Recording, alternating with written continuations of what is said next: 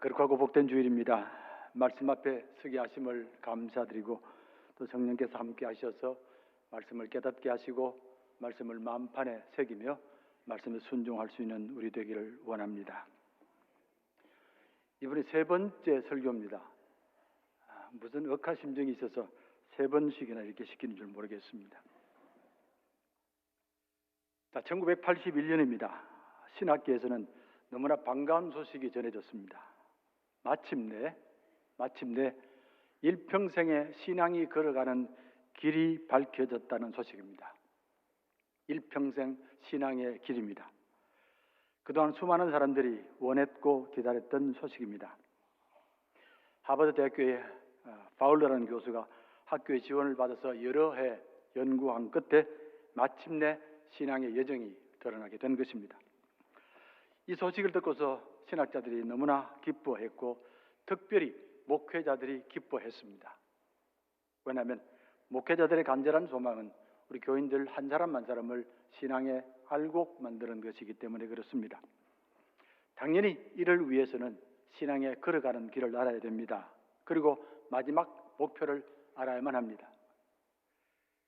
모르게 되면 시행착오를 겪을 때가 많습니다. 아이들에게 어른처럼 가르치고 어른들에게 아이처럼 가르치고 그러다 보면 오히려 신앙이 멈추거나 뒤로 돌아갈 때도 있습니다. 삭개오는 일평생 뽕나무 위에 살아야만 하고 요나는 일평생 고래 속에 살아야 되고 요셉은 일평생 색동 옷만 입고 살아야 하고 그렇습니다. 제가 유학 갈 때가 1984년이었기 때문에 비교적 일찍 접할 수 있었고 제가 이를 대할 때에 마치 하나님께서 나를 위하여 준비했다는 느낌도 받았습니다. 자, 간단하게나마 중요한 사실들을 말씀드리겠습니다. 첫 번째 기억할 사실입니다. 신앙이 무엇입니까? 어떻게 대답하시겠습니까? 신앙이 무엇입니까? 천당 가는 기차표입니까? 아니면 조금 유식하게 지적인 동의입니까? 아닙니다. 신앙은 생명입니다. 생명입니다.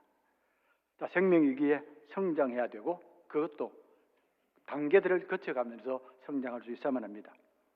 막 태어난 아기 신앙의 단계도 있고 유치원 아이의 신앙의 단계도 있고 초등학교 아이들의 신앙의 단계도 있고 청소년들의 신앙 단계, 장년들의 신앙 단계, 노년들의 신앙 단계 이렇게 해서 7단계를 거쳐간다 그 말입니다. 자, 이 단계를 넘어갈 때마다 우리들의 신앙은 하나씩 헌 옷을 벗어버리고 새 옷을 입게 됩니다. 새 옷을 입을 때마다 신앙은 새로워지고 깊어집니다. 하나님과의 관계도 이웃과의 관계도 세상과의 관계도 새로워지고 깊어집니다. 단계들 가운데서는 쉽게 넘어가는 단계도 있지만 어렵게 넘어가는 단계도 있습니다. 특별히 청년 단계가 어렵습니다.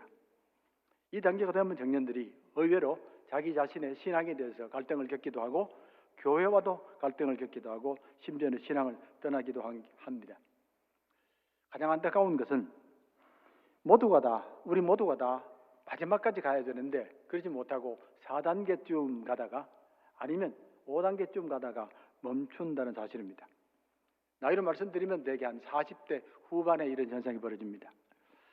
자, 멈추게 되면 신앙이 그대로 있는 것 아니고 부정적인 모습이 나타나기 시작합니다. 고집이 나타나고 교만함이 나타나고 가식도 나타나고 자신을 자꾸 드러내기도 하고 그렇습니다. 자, 신앙의 성장 이론에 대해서 목회자보다 더 반겨야 될 사람들이 있습니다. 바로 여러분들입니다. 여러분들이 더 이 일을 반기셔야만 합니다. 신앙의 성장 과정은 여러분들의 삶의 과정이기 때문에 그렇습니다. 신앙의 성장이 여러분의 삶의 성장입니다. 이 둘은 결코 떨어져서는 안 됩니다. 최근에 갑자기 수명이 늘어지면서 많은 사람들이 근심을 합니다. 앞으로 100세까지 어떻게 살고 예수님 당시의 평균 수명이 29살입니다. 그러다가 1800년이 되자 40살로 되었습니다. 그러니까 11살 느는데 1800년이 걸렸다고 말입니다. 그런데 어느 날 갑자기 100살을 산답니다. 200년도 안 지났는데 무려 60살이 늘어났습니다. 모두가 춤을 추고 기뻐하고 어쩔 줄을 모를 줄 알았습니다. 백세가 웬 떡이냐 그 말입니다. 그런데 아닙니다. 오히려 걱정이 찾아왔습니다. 그게 보통 걱정이 아닙니다. 무엇 먹고 살고, 무엇 하고 살고, 누구와 살고, 무엇으로 건강해야 할고, 어떻게 죽을고, 나이가 들면 온통 이 걱정인 것 같습니다. 하지만 아닙니다. 여러분들의 근심은 결코 세상 사람의 근심이 되어서는 안 됩니다. 마땅히 신앙의 근심이 되어야만 합니다. 어떻게 더 교회를 잘 섬길고, 어떻게 더 주님과 닮아질고, 어떻게 내게 주신 거룩한 사명을 온전히 감당할고가 여러분들의 근심이 되어야만 합니다. 두 가지 사실을 꼭 알면서 붙들어야만 합니다. 하나는 신앙의 목표를, 마지막 목표를 붙드셔야 되고, 다른 하나는 신앙이 가는 바른 길을 알고 붙드셔야만 합니다. 바른 목표를 붙드셔야 되고 바른 길을 붙드셔야만 합니다. 목표를 잃어버리면 그 순간부터 방황하고 비켜나가기도 하고 또 뒤로 돌아가기도 합니다. 목표만 분명하면 이런 일이 벌어지지는 않습니다. 자, 그러면 마지막 신앙의 목표, 내가 원해야 되는 목표가 무엇이겠습니까? 세 가지 모습을 말씀드리겠습니다. 자기 부인, 생명 사랑의 포, 그리고 오늘 이것이 하나님의 나라 삶. 다시 말씀드릴까요? 자기 부인, 생명 사랑의 복, 오늘 이곳이 하나님의 나라 삶. 첫 번째는 자기 부인입니다. 자기 부인이란 말이 영어로 my wife가 아닙니다. self denial입니다. 자기를 부인하는 것. 근데 둘 다 어렵습니다. 이제는 내가 산 것이 아니요 내 안에 그리스도께서 사시는 것이라. 신앙이 깊어지면서 점점 주님 앞으로 나를 내려놓습니다. 내가 한 것이 없습니다. 주님이 하셨습니다. 내 것이 아닙니다. 주님의 것입니다. 내가 영광을 가질 수 없습니다. 주님께서 영광을 받으셨습니다. 나는 그저 도구로 쓰일 뿐이었습니다. 우리가 매주 주기도문을 암송하는 것도 바로 이 때문입니다. 나라와 권세와 영광이 영원히 아버지의 것입니다. 내 생명 영원히 아버지의 것입니다. 내 권세 영원히 아버지의 것입니다. 내 재물 영원히 아버지의 것입니다. 내 자녀들 영원히 아버지의 것입니다. 어느 한순간도 내 것이라고 말해서는 안 됩니다. 두 번째 목표입니다. 생명 사랑의 폭이 점점 넓어지는 것. 신앙이 깊어진다는 말이면 생명을 품는 품이 점점 커져간다는 말입니다. 처음에는 자기 가족, 그 다음으로 친구, 친척, 교인, 그리고 세상, 마지막에는 원수까지도. 어느 목사님이 설교를 하시다가 교인에게 물었습니다. 우리는 원수까지 사랑해야 될 사람들입니다. 그런데 왜 우리 교회는 스스로 미워합니까? 우리 가운데에 미워하지 않는 사람이 있습니까? 있으면 손 들으십시오. 잠시 침묵이 흘렀습니다. 그때 뒤에 앉았던 할아버지가 손을 번쩍 들었습니다. 나는 미워하는 사람이 없어 그랬습니다. 이건 목사님이 조금 머쓱해지고 교인들도 놀랐습니다. 목사님이 묻습니다. 할아버지, 어떻게 할아버지는 미워하는 사람이 없습니까? 할아버지의 답변입니다. 내가 미워하는 것들은 다 죽었어 그러더랍니다. 자, 어떤 사람을 대하든지 하나님의 생명으로 대하십시오. 그 생명 속에 하나님의 형상이 담겨져 있고 하나님의 소망이 담겨져 있고 하나님의 목적이 담겨져 있습니다. 자, 세 번째 목표입니다. 하나님의 나라는 죽고 나서 가는 천당이 아니고 오늘 이곳에서 경험되는, 살아야 하는 그런 현장입니다. 하나님의 나라는 주님께서 이 땅에 오신 목적이고 우리들에게는 거룩한 사명입니다. 성도들과 교회는 이 하나님의 나라를 붙들고 오늘도 내일도 달려가는 사람들입니다. 하나님의 나라는 의와 평강과 희락이라. 로마서 14장 17절 말씀입니다. 우리 하나님 의로우신 하나님입니다. 우리 하나님 평화로우신 하나님, 우리 하나님 기쁨의 하나님입니다. 하나님께서 우리를 통해서 이 땅이 바르게 되기를 원하시고 이 땅이 평화롭게 되기를 원하시고 그리고 이 땅이 기쁨이 되기를 원하십니다. 마땅히 교회는 이 셋 위에 서 있어야 됩니다. 의로움의 터전에 서 있어야 되고 평화를 창조하기 위하여 온 힘을 다해야 되고 기쁨으로 세상을 섬기셔야만 합니다. 여기에 교회의 근본이 있습니다. 세 가지 목표입니다. 자기 부인, 생명, 사랑의 복, 그리고 오늘 이곳이 하나님의 나라. 다음으로 기억할 것은 하나님의 나라로 가는 길입니다. 신앙이 마땅히 걸어가야 할 길입니다. 목표가 중요합니다. 하지만 목표가 전부는 아닙니다. 아무리 목표가 좋아도 길이 발라야 하고 길이 잘못되면 목표도 함께 무너집니다. 자, 신앙의 길, 당연히 세상 길과 다릅니다. 달라도 너무 다릅니다. 나를 드러내고 내가 영광을 받고 나 혼자 잘 살기 위한 그런 길이 아닙니다. 주님의 십자가 길이고 그리고 거룩한 사명의 길입니다. 아십니까? 사탄의 역사는 목표를 속이는 게 아니고 길을 속입니다. 목표가 아니라 길을 속입니다. 주님께서 광야에서 기도하실 때에 사탄이 나타납니다. 자신을 위장하고서 가장 먼저 주님이 누군가를 드러내고 그리고 오신 목적을 드러내버렸습니다. 당신은 하나님의 아들이 아니냐. 주님의 정체입니다. 당신은 하나님의 나라 이루기 위하여 왔지 않느냐 드러내버렸습니다. 자, 이 말로 예수님을 무장해제시키는 겁니다. 그리고서는 길을 제시합니다. 돌로 떡이 되게 하라. 돌로 떡이 되기만 하면 이 배고픈 백성들이 순식간에 몰려올 것이다. 이 길이 최상이다. 거부하셨습니다. 사람은 떡으로 사는 존재가 아니다. 하나님의 말씀이다. 다시 길을 제시합니다. 성전 꼭대기에서 뛰어내리십시오. 천사가 받들어 줄 것입니다. 영적 기적을 일으키십시오. 온 백성들이 당신을 경배할 것입니다. 이 또한 거부하셨습니다. 하나님의 나라가 악한 영의 역사에 도움을 받을 수는 없습니다. 마지막입니다. 내가 가진 세상의 모든 권세를 줄 테니 내게 절하라고 그랬습니다. 내가 가진 권세도 영광도 명예도 엄청난 제한이고 자신의 모든 것을 다 걸었습니다. 이 또한 거부하셨습니다. 하나님의 나라는 악한 길로 이루어지지는 않습니다. 모든 것이 다 맞습니다. 예수가 하나님의 아들인 것 맞습니다. 예수가 온 목적 하나님의 나라 맞습니다. 그러나 길이 아닙니다. 그러니까 주님은 바른 길을 위해서 엄청난 영적 전쟁을 치르셨습니다. 자, 오늘 로마서 본문은 이렇게 말합니다. 환난은 인내를, 인내는 연단을, 연단은 소망을 이룹니다. 이 말씀은 성도들이 마땅히 걸어가야 할 길을 말하는 것입니다. 주님 걸어가신 길을 말하는 겁니다. 본문은 먼저 말합니다. 신앙생활에서 가장 먼저 기억할 것은 세상에 고통이 많다는 것. 환난이란 말입니다. 세상에 고통이 많습니다. 결코 세상이 쉽다고 생각하지 말고 내 뜻대로 된다고 생각하지 말고 고통이 없다고 생각하지 말아라. 이 세상은 고통이 있다고, 끊임없이 고통이 있다고 알아야 된다고.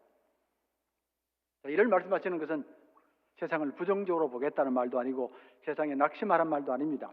세상에 대해서 정확하게 알라는 말입니다. 잘못 알면 우리 삶이 무너지기 때문에 그렇습니다. 잘못 알면 고통이 작은 고통이 다가올지라도 쉽게 넘어지기 때문에 그렇습니다.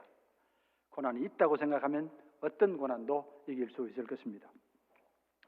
왜 하나님께서 만드신 세상에 이렇게 고통이 많습니까? 맞습니다. 당연한 질문입니다.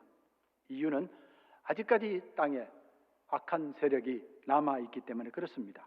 그래서 고난이 있습니다. 하지만 우리는 고백합니다. 언젠가는 반드시 회복될 것입니다. 언젠가는 반드시 이길 것입니다. 언젠가는 승리합니다. 언젠가는 이 땅에 하나님의 의와 평화와 기쁨이 충만할 것입니다. 우리들의 고백입니다. 자, 그렇다면 우리가 할 일이 있습니다.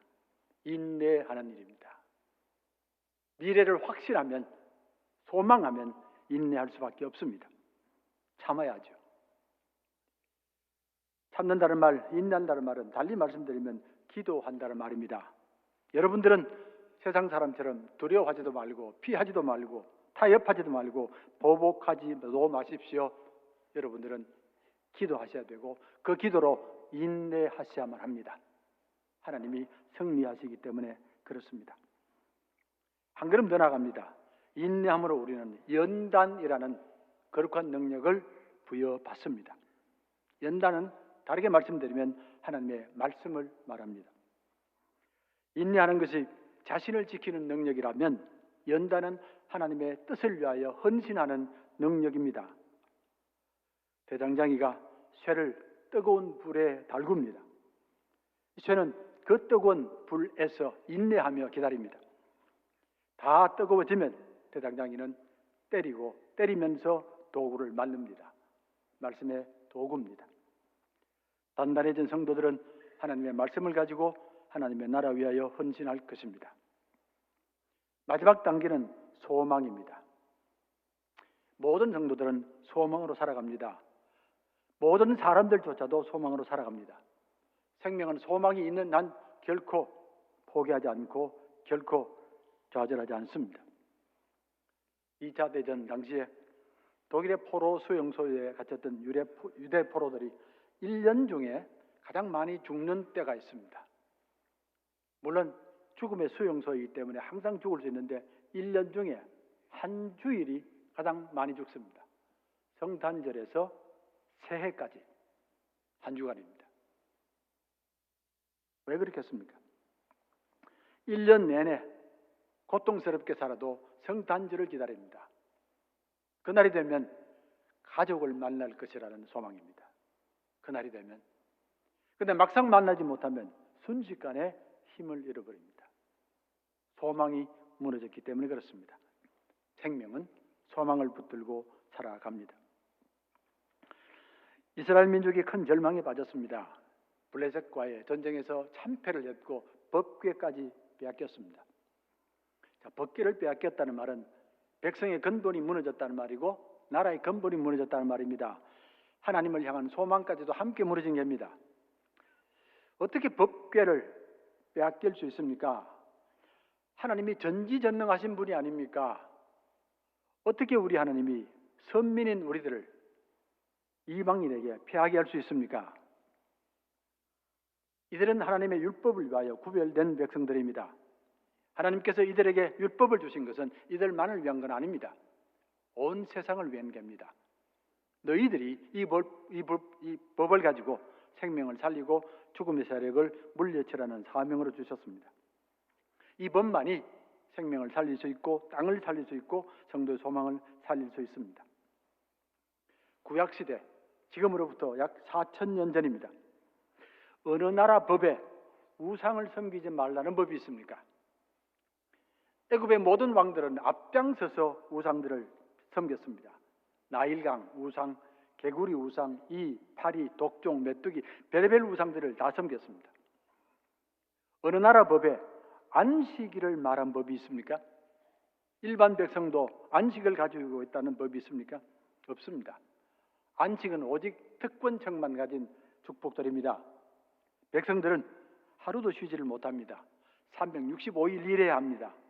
그래서 이들의 수명이 30도 되지 않습니다. 생명은 쉼을 가져야만 합니다. 사람만 아니라 동물도 식물도 땅도 쉼을 가져야 합니다. 그것도 규칙적으로 가져야만 합니다. 그래야만이 몸도 마음도 정신도 다시금 새로워집니다. 블레셋과 전쟁을 하다가 점점 전세가 불리해졌습니다. 이때 이상한 일이 벌어졌습니다. 법궤를 전쟁터로 가져오자. 아니, 왜 법궤를 전쟁터로 가져옵니까? 법궤는 성전에 있어야 되는데 아니랍니다. 법궤를 성전으로 가져오면, 전쟁터로 가져오면 전쟁을 이긴답니다. 아니, 법궤가 전쟁을 이기게 한다고요? 아니, 법궤 안에 전차가 있습니까? 말들이 있습니까? 기가 막힌 일이 벌어졌습니다. 당연히 법궤는 성전 안에 있어야 되고 백성들의 마음 안에 있어야만 합니다. 천부당, 만부당한 일입니다. 무슨 믿음이 이런 믿음이 다 있습니까? 어떻게 하나님의 율법이 생명을 죽이는 도구가 됩니까? 다시 말씀드립니다. 사탄의 역사는 길을 속이는 역사입니다. 법궤를 전쟁터의 길로 가져가거라. 법궤가 있으면 전쟁을 이긴다고. 이것이 너희가 승리하는 길이다. 이곳으로 법궤를 가져오라. 백성들을 속였습니다. 신학에서는 이를 우상화 그럽니다. 하나님을 우상처럼 대하면서 인간의 욕망을 이룬다는 뜻입니다. 이 문맥에서 우리는 안타까운 역사 하나를 경험하게 됩니다. 바알이라는 우상의 침범입니다. 가나안 땅에 도착하면서 이들은 새로운 신을 만나게 됩니다. 이 신을 만나자 백성들이 미친 듯이 따라가기 시작합니다. 순식간에 하나님의 역사들이 무너지기 시작합니다. 예배도 무너지고 법도 무너지고 거룩함도 성도의 삶도 함께 무너졌습니다. 아니 어떻게 바알 신앙이 하나님의 신앙을 이길 수 있습니까? 당연히 우리가 이겨야 되지. 맞습니다. 당연히 우리가 이겨야만 합니다. 그런데 현실이 그렇지 않습니다. 바알의 신앙을 아시면 얼마든지 이해될 수 있습니다. 바알 신앙의 세 가지 특징이 있습니다. 첫 번째는 물질 축복의 신앙입니다. 나만 믿으면 물질 축복을 약속하마. 물질이 전부라 그 말입니다. 물질이 어느 것보다 귀하다 그 말입니다. 왜 백성들이 따라가지 않겠습니까? 다음으로 바알 신앙은 쾌락의 신앙입니다. 이 신을 믿으면 마음 놓고 쾌락을 즐길 수 있다. 성전 안에서도 남신과 여신이 성적 쾌락을 부추깁니다. 영혼의 거룩함도 아무 소용없고 하나님의 말씀도 아무 소용없고 선민의 거룩함도 아무 소용이 없습니다. 오직 쾌락입니다. 세 번째는 나를 위한 신앙입니다. 나를 믿으면 너를 복되게 하마. 이웃이 어떻게 되든 세상이 어떻게 되든 너만 복주겠다는 신앙입니다. 이렇게 되자 형제 자매가 어려워도 나 몰라라고 하나님의 의와 공도도 무너지고 가진 자는 더 가지고 못 가진 자는 더 못 가집니다. 한마디로 인간의 본성을 우리의 본능을 자극하기 때문에 그렇습니다. 현대판 세속주의 원조 아닙니까? 자, 가장 안타까운 것은 예배가 무너지게 된 것입니다. 이 백성들이 열심히 예배를 드립니다. 그런데 실제로는 바알을 섬깁니다. 겉으로는 하나님을 섬기는데 속으로는 바알에게 절하는 모습이 나타납니다. 예배를 드리면서 더 많은 재물을 바치라고, 더 많이 바치라고, 많이 바치면 더 준다고 약속을 합니다. 예배에 거창한 장식들을 붙여라, 화려하게 해라, 금은으로 장식해라고. 그리고 예배 드릴 때마다 매번 잔치를 하자, 이렇게 부추깁니다. 분명히 겉으로는 하나님께 제사하지만 속으로는 바알의 모습을 따라갑니다. 교회에서 목회할 때에 어느 날 새벽기도 시간에 낯선 분이 한 분 찾아왔습니다. 오더니 앞자리에 앉았고, 그런데 연세도 참 많고 옷도 단정하게 입고 그렇게 앉았습니다. 그래서 보면서 다른 교회에서 오신 분인가 싶기도 하고 아니면 새로 이사 온 분인가 싶기도 하고 그랬습니다. 그런데 이분이 꾸준히 나오시더라니까요. 그래서 하루는 따로 이제 찾아가서 물었습니다. 어떻게 우리 교회에 오셨습니까? 라고. 이랬더니만은 자발적으로 내 발로 왔다고 해요. 제가 깜짝 놀랐습니다. 그럼 지금까지는 무슨 종교를 믿었습니까? 하니까 불교를 믿었답니다. 평생 불교를 믿었답니다. 70이 넘을 때까지 온 식구들이 다 불교시켜라고 그래요. 그리고 본인이 스스로가 내가 불교의 굉장히 큰 손입니다. 스님들 누구도 나를 모르는 사람이 없습니다. 그래요. 그래서 교회를 몇 년 동안 열심히 다녔습니다. 그 어느 날 찾아오시더니만은 목사님 교회를 떠나야 됩니다. 그래요. 깜짝 놀랐습니다. 왜요? 이랬더니만은 아들이 미국에 사는데 예전에 연세가 많으니까 반드시 미국 와야 된다고 그렇게 졸르는데 할 수 없습니다 하고. 그래서 결국에는 교회를 떠났습니다. 몇 년 뒤에 미국을 가면서 그분을 찾아갈 일이 있었습니다. 그래서 미리 전화 드렸더니만 꼭 우리 집에 와서 자고 가라고 그래요. 그래서 이제 갔더니만은 2층에서 주무십시오라고 방을 안내해 주는데 목사님 오신다고 도배도 새로 했고 침대도 새로 샀고 그리고 책상도 다 새로 샀습니다. 깜짝 놀랐습니다. 아니 집사님 하루 이틀 잘 밤인데 왜 이렇게 하셨습니까? 라고 이렇게 한 집사님이 평생 잊지 못할 말씀을 제게 하셨습니다. 목사님은 주지 스님에 비하면 아무것도 아닙니다. 제가 평생 처음으로 목사가 주지 스님보다 못한 걸 알았습니다. 수많은 선지자들이 이를 경고하고 외칩니다. 이사야도, 에레미야도, 에스겔도, 아모스도. 이사야 선지자의 말입니다. 헛된 죄물을 다시 가져오지 말라. 성회와 아울러 악을 행하는 것을 예배를 드리면서 악을 행하는 것을 견디지 못하겠노라. 예레미야의 선지자 말씀입니다. 7장 4절입니다. 너희가 도둑질하며 살인하며 간음하며 거짓 맹세하며 바알에게 분향하며 너희가 알지 못하는 다른 신들을 따르면서 내 이름으로 일컫는 이 집에 들어와서 내 앞에 서서 말하기를 우리가 구원을 얻었나이다 하느냐. 이는 이 모든 가증한 일을 행하려 함이로다. 사무엘은 온 백성을 향하여 선포합니다. 우상을 버려라. 우상을 버려라. 그리고 하나님의 말씀으로 돌아오라. 만일 너희가 전심으로 여호와께 돌아오려거든 이방신들과 아스타롯을 너희 중에서 제거하고 너희 마음을 여호와께로 향하여 그만을 섬기라. 그리하면 너희를 블레셋 사람의 손에서 건져내리라. 나는 기도하겠다. 에벤에셀 여호와께서 여기까지 우리를 도우셨습니다. 여호와께서 하나님만이 참 하나님입니다. 하나님만이 창조의 하나님입니다. 하나님만이 우리가 경배할 분입니다. 유대 사람들은 지금도 자기들의 조상 아브라함이 옛날에 우상 장사였다고 당당하게 말합니다. 나무 조각으로, 돌 조각으로, 쇠 조각으로, 헝겊 조각으로 우상을 만들어서 팔면 사람들은 가져다가 집에 놓고서 거기서 절하며 말합니다. 우리를 지켜준다고, 우리를 복되게 한다고. 어느 날 아브라함에게 음성이 들렸습니다.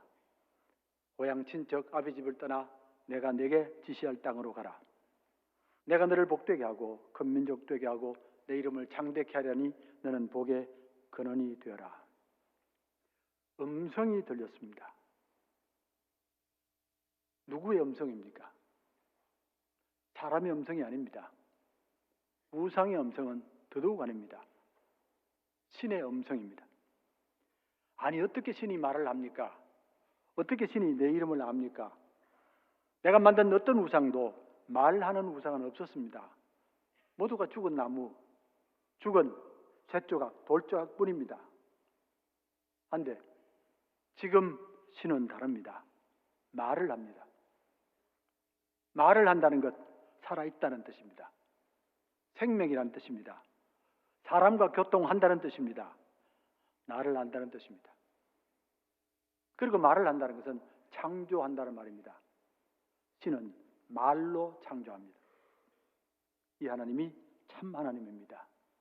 우리는 이 하나님만 섬기는 사람들입니다. 에베네셀 여호와께서 여기까지 우리를 도우셨습니다. 여기까지. 우리들의 삶의 여정은 하나님께서 이끄시는 삶의 여정입니다. 하나님께서 여기까지 우리를 인도하셨습니다.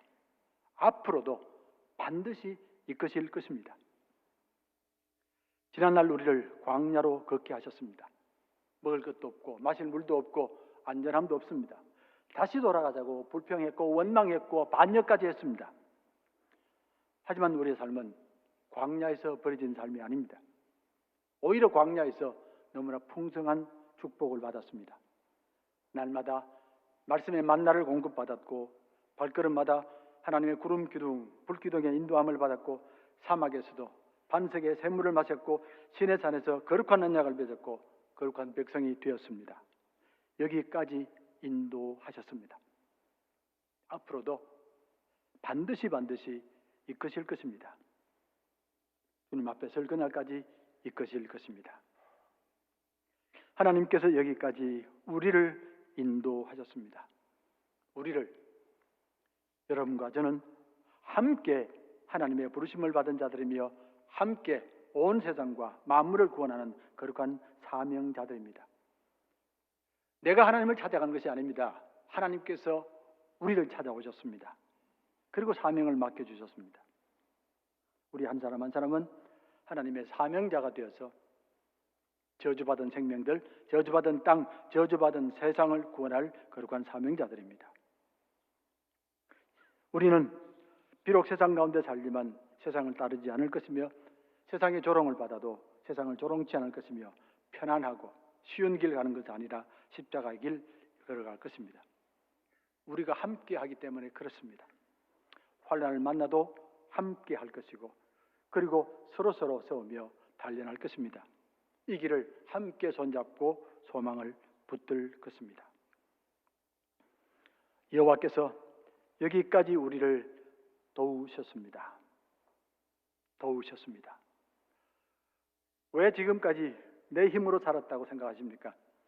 왜 내가 했다고 생각하십니까? 왜 내가 영광을 받아야 된다고 생각하십니까? 내가 설령 힘썼을지라도 내 가진 모든 것 하나님이 주신 것입니다. 나의 생명 하나님이 도와주셨고, 나의 건강 하나님이 도와주셨고, 나의 축복 하나님이 도와주셨습니다. 그렇습니다. 우리의 도움은 천지를 지으신 여호와 하나님에게로서입니다. 미국의 오하이오 농업연구소에서 이런 조사를 한 적이 있습니다. 농부가 일평생 열심히 일해서 결실을 거둘 때에 그러면 농부의 몫은 얼마나 되느냐, 수고의 몫이 얼마나 되느냐고, 1000평의 땅에 300부셀의 옥수수를 생산하기 위해서 6,800만 파운드의 물이 있어야 되고, 5,200파운드의 산소가 있어야 되고, 180파운드의 질소가 있어야 되고, 120파운드의 칼륨이 있어야 되고, 그 외에 다른 많은 요소들이 필요합니다. 그리고 무엇보다도 비와 햇빛이 적절하게 주어져야만 합니다. 그렇다면 최선을 다한 농부의 몫은 얼마나 되겠습니까? 5%입니다. 나머지 95%는 하나님의 도우심입니다. 사람들은 5% 수고하면서 마치 전부를 내가 한 것처럼 나를 드러냅니다. 사랑하시는 성도 여러분, 여호와께서 여기까지 우리를 도우셨습니다. 여러분들은 하나님이 택하신 족속들, 거룩한 백성, 왕같은 제사장들입니다. 하나님의 뜻을 위하여 헌신하는 사명자들입니다. 하나님께서 도우셨습니다. 여기까지 도우셨습니다. 그리고 우리를 도우셨습니다. 앞으로도 우리 자손들도 그 자손들도 고백할 것입니다. 여호와께서 우리를 여기까지 도와주셨습니다. 기도하겠습니다. 거룩하신 아버지 하나님, 우리를 친히 찾아오셨고 우리를 불러주셨고 복되게 하시며 거룩한 사명 맡겨주심을 감사드립니다. 여기까지도 오신 하나님, 앞날도 도와주실 것이고 앞날도 이끌어 주실 줄로 믿습니다. 때로 삶의 환경이 우리를 절망시키고 좌절케 한달지라도 주님 손 바라보게 하옵시고 우뚝 일어나 하나님께 영광 돌려드리게 도와주시옵소서. 예수님 이름으로 기도하옵나이다. 아멘.